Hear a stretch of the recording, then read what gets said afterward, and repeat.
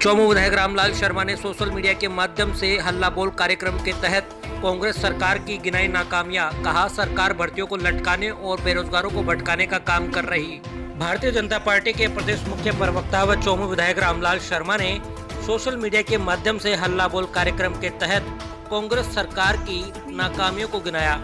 कहा, सरकार भर्तियों को लटकाने और बेरोजगारों को भटकाने का काम कर रही है। विधायक रामलाल शर्मा ने कांग्रेस की जन विरोधी नीतियों के खिलाफ बोलते हुए कहा कि यह एक ऐसी सरकार है जो 5 साल के कार्यकाल में से 2 साल में ही जनता का विश्वास खो चुकी है।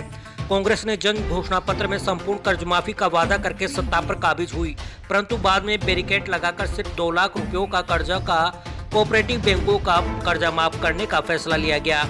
और जैसा कि विदित है कि कोऑपरेटिव सोसाइटी से किसानों को 40 से 60 हजार रुपए तक की राशि का ऋण दिया जाता है और राज्य सरकार द्वारा 2 लाख रुपए का कर्ज माफ करने की वाहवाही लूटी जा रही है। सरकार द्वारा किए गए वादे के इंतजार में आज भी लाखों किसान बैठे हैं और कई किसान तो आज डिफाल्टर घोषित हो गए हैं। विधायक रामलाल शर्मा ने कहा कि पूर्ववर्ती सरकार द्वारा प्रदेश के 7 लाख किसानों को डिफाल्टर होने के उपरांत भी प्रशस्ति पत्र देकर दोबारा ऋण देने का काम किया था, परंतु सरकार में डिफाल्टर हुए किसानों को दोबारा ऋण देने का काम नहीं किया। इसके अलावा आए दिन सरकार किसानों की लाखों रुपए की वीसीआर भरवा कर किसानों के साथ कुठाराघात करने का काम कर रही है।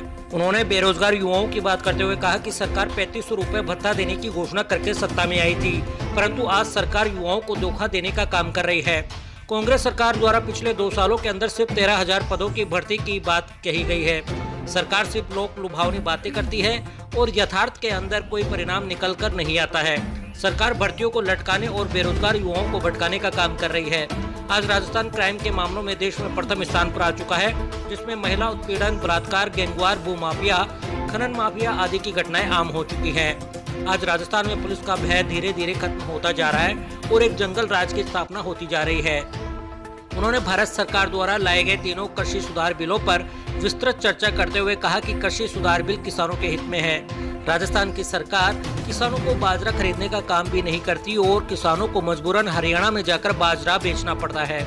इसके अलावा सिक्कर के अंदर किसानों को नकली बीज वितरित करने का काम भी ये सरकार करती है। उन्होंने कहा कि पूर्ववर्ती सरकार द्वारा गौरवपथ, मिसिंग लिंक सड़कें, कृषि बोर्ड द्वारा सड़कें, भामाशाह स्वास्थ्य बीमा योजना, अन्नपूर्णा योजना, जल स्वावलंबन योजना, निर्माण श्रमिक योजना, प्रत्येक ग्राम में उच्च माध्यमिक विद्यालय खोलने की योजना से शिक्षकों को पदोन्नति करने जैसे कई जन कल्याणकारी कार्य किए थे, जिन्हें इस सरकार ने बंद करने का काम किया है।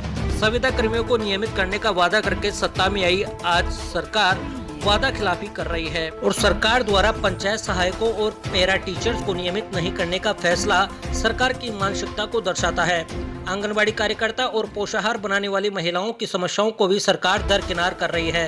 सरकार प्रत्येक मोर्चे पर विफल साबित हुई है।